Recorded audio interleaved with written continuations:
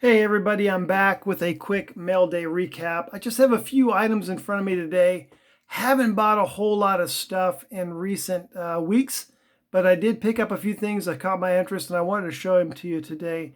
And I have in front of me three of the 1985 Topps Tiffany cards. And I'll start by showing off this Joe Morgan. Now these Topps Tiffany are fairly rare. Topps first introduced their Topps Tiffany set back in 1984.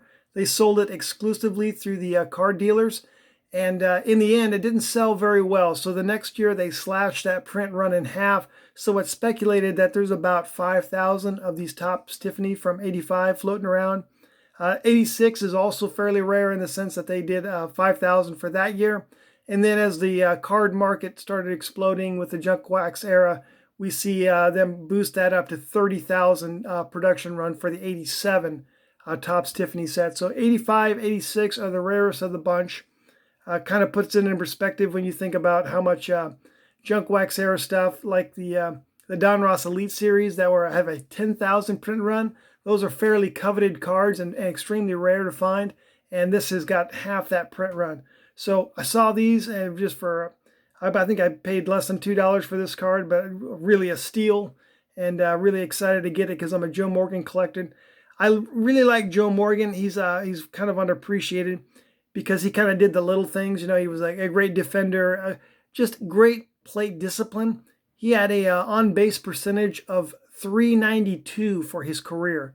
9 times in his 20-year career, he had 400 or better on-base percentage, which is just unbelievable. Absolutely unbelievable. So even though he doesn't have the highest average, I think his career average is .272.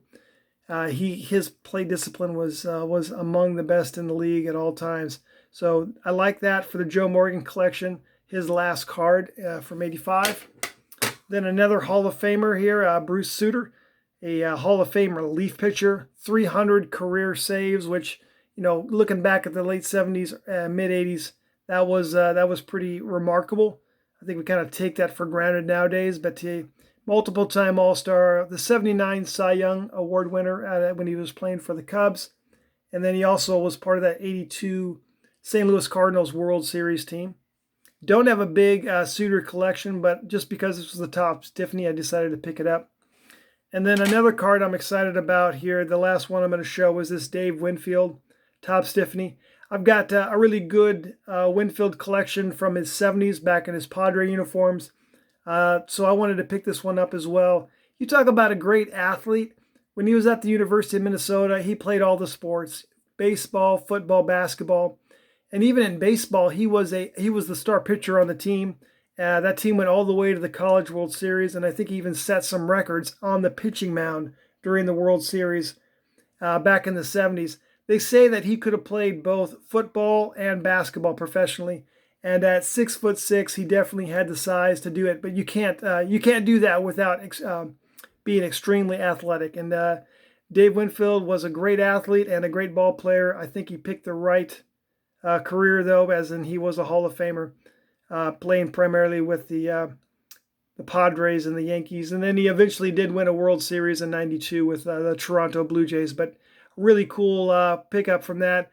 I just like the fact that the Topps Tiffany set is a little bit hard to come by. That's all I got for you guys today. Once again, I appreciate your posts and your comments, and I'll talk to you again soon.